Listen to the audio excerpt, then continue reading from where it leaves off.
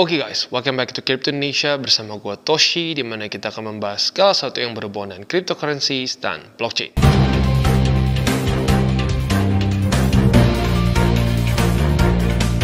Oke, dan kita kembali lagi ke meme coins. Jadi tentunya karena market cenderung bullish dan rally tadi ya, akhirnya pun meme coins ikutan ketarik ya.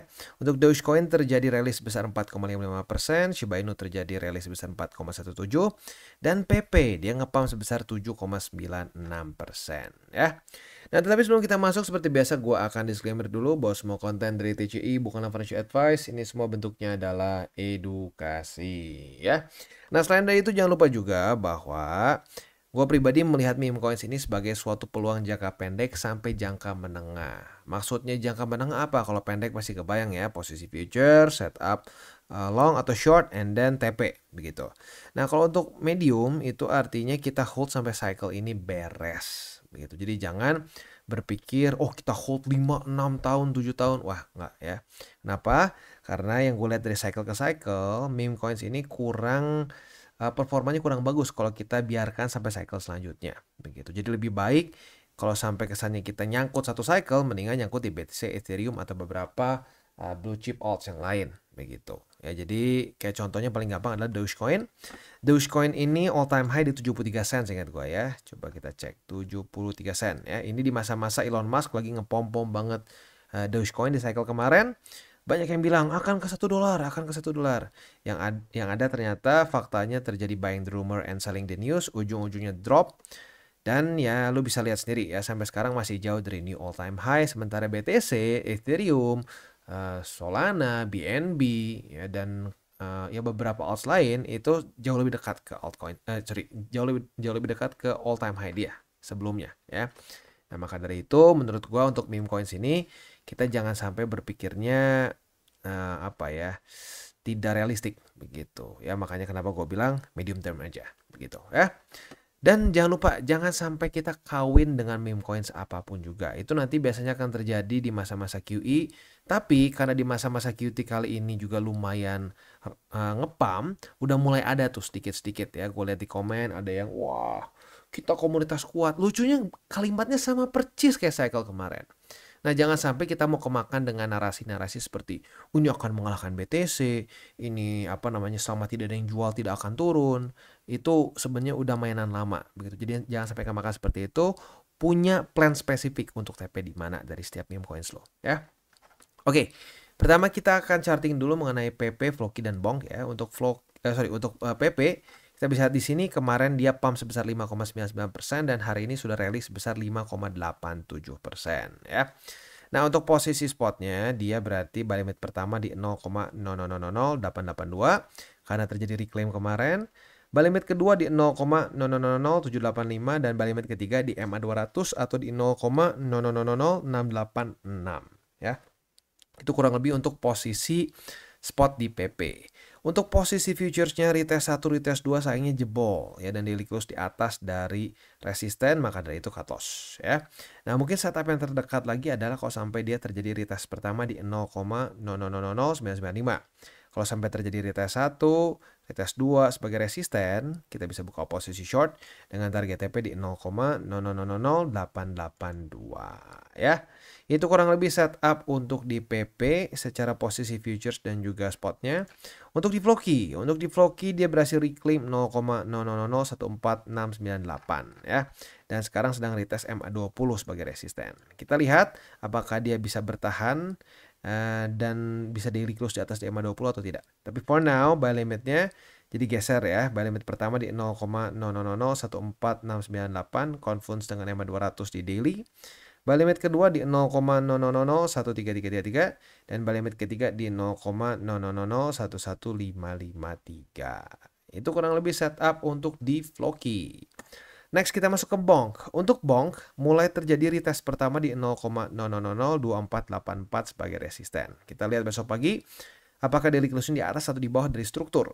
Kalau di bawah dari struktur kita bisa pasang limit posisi short. Retest kedua otomatis kebuka posisi shortnya dan target TP kita di MA20.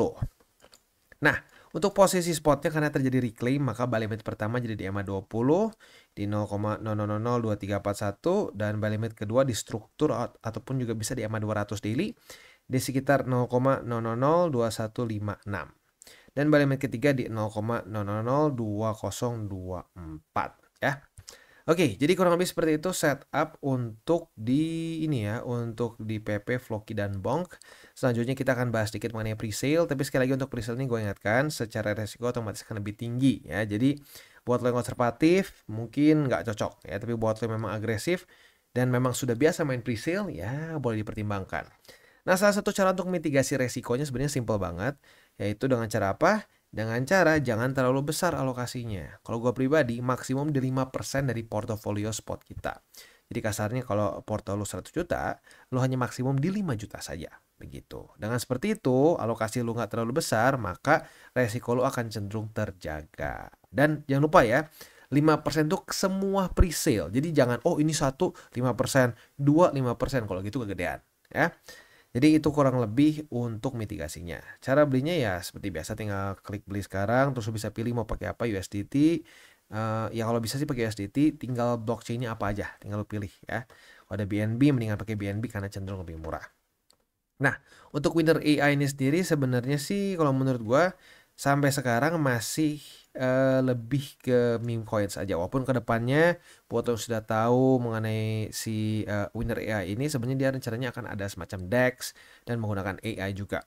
Tetapi for now karena dia masih belum ada pembuktiannya, ya otomatis masih lebih ke meme coins saja. Dan kebetulan karena mulai ada momentum lebih bullish belakangan ini ya, jangan-jangan ini bisa kebantu juga. Ya, tapi lagi-lagi alokasinya jangan terlalu besar karena kita dalam masa-masa sebenarnya penentuan ya secara TA. Kita tahu sekarang Bitcoin itu sudah ke bull support band ya, sedang retest bull support band. Ya, bahkan bisa dibilang dia lagi di tengah-tengah sih antara lower band dengan upper band begitu.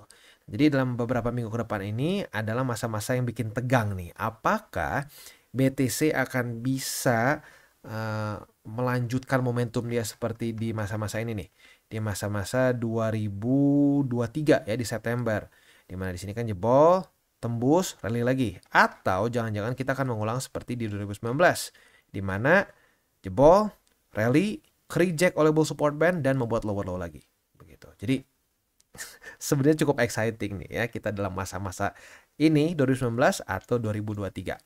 Nah, kita ini bukan dukun, sekali lagi channel kita ini bukan channel dukun, kita adalah channel data dan fakta.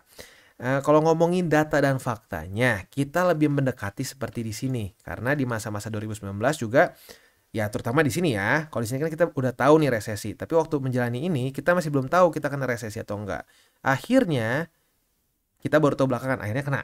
Gitu. Nah, jadi makanya kondisi kita lumayan mirip, atau bisa dibilang lebih mirip seperti di 2019. Nah, sementara di 2023 kita tahu nggak ada ini ya, nggak ada ketakutan resesi, malah bisa dibilang baru lolos dari 2022 yang arguably sebenarnya secara textbook itu adalah resesi, tapi US nggak mau ngaku ya. Tapi suka nggak suka US nggak mau ngaku pun ngedam begitu. Jadi intinya kalau sampai GDP mulai kacau di US ya, GDP udah mulai minus, nah siap-siap kita kemungkinan besar akan lebih mendekati skenario 2019 begitu ya. Oke. Jadi kurang lebih seperti itu untuk pembahasan meme coins kita pada hari ini. Sekali lagi gue ingatkan, please jangan mau diajak kawin dengan meme coins ya, karena gue udah lihat dari cycle kemarin cukup banyak yang kena, dan itu ya menurut gue nggak worth it gitu. Menurut gue nggak worth it untuk kita dipermainkan dalam tanda kutip seperti itu. Jadi kita harus tahu kita beli apa nih. Ya, saat kita beli meme coins, kita treat itu as a meme coin.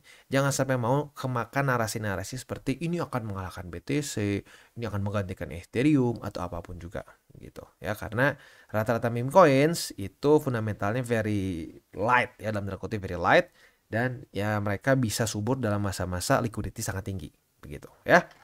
Oke, jadi kurang lebih seperti itu untuk meme coins kita pada hari ini, pembahasan meme coins. Selanjutnya gue akan ingatkan lagi 3 golden rules. Jangan pakai uang panas, jangan over leverage, dan berpikirlah jangka panjang. Dan buat kalian yang belum nonton DCWT atau Daily Charting with Toshi, bisa klik di sini. di mana kita akan daily chart your favorite cryptocurrencies. Dan buat lo yang mungkin masih bingung cara baca chart, candles, dan hal-hal mendasar lain, bisa juga klik di sini, ada tutorials with Toshi. Dan buat lo yang belum punya akun di berbagai macam exchanger, bisa cek link reflektor di bawah. Dan jangan lupa juga untuk join Telegram group kita, di mana kita bisa ngobrol-ngobrol santai mengenai dunia cryptocurrency secara dua arah. So jangan lupa untuk like, subscribe, click the bell icon, and see you on the next video.